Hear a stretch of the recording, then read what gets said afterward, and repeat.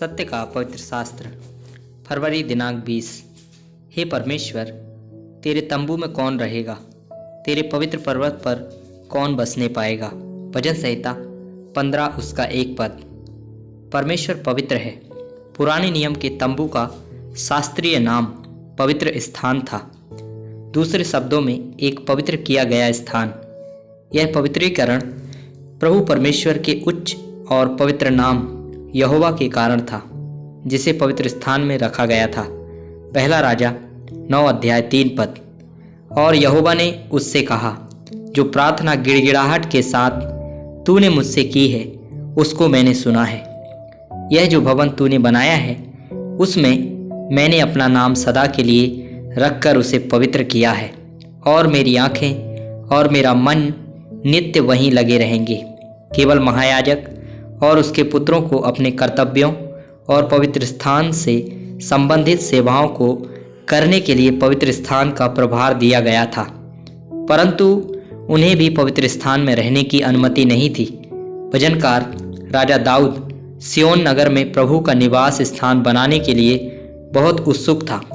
इस प्रकार जब वाचा का संदूक सिय्योन में लाया गया और तंबू में रखा गया, तब सिय्योन पर्वत को परमेश्वर के पर्वत का उपनाम भी दिया गया था। राजा दाऊद और इज़राइल के लोग प्रभु के महान आनंद और प्रसन्नता से आनंदित थे और महान और गौरवशाली परमेश्वर की प्रेमपूर्ण उपस्थिति का आनंद ले रहे थे। दूसरा सामुएल 6वां अध्याय 19 पद। तब उसने समस्त प्रजा को, अर्थात क्या स्त्री क्या पुरुष, समस्त इज़राइली भीड़ के लोगों को एक एक रोटी और एक एक टुकड़ा मांस और किशमिश की एक एक टिकिया बंटवा दी। तब प्रजा के सब लोग अपने अपने घर चले गए। नए नियम की कलीसिया की तुलना पवित्र नगर सिय्योन और स्वर्गीय नगर सिय्योन से भी की जाती है। इसलिए स्वाभाविक रूप से कोई भी मनुष्य ऊपर नगर में जाने और परमेश्वर के पवित्र स्थान में रहने के योग्य नहीं है। लेकिन हमारे पास परमेश्वर के मेमने प्रभु यीशु मसीह, परमेश्वर के पुत्र के बहुमूल्य रक्त के द्वारा से एक महान और अद्भुत प्रावधान है, जिसने हम पापी लोगों के लिए हमारे सभी पापों और अधर्मों को धोना, शुद्ध करना और पवित्र करना संभव बनाया है।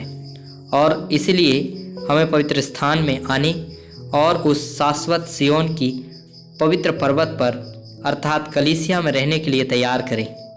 इब्रानियों की पत्री 12 अध्याय 22 पद। पर तुम सिय्योन के पहाड़ के पास और जीवते परमेश्वर के नगर स्वर्गीय यरूशलेम के पास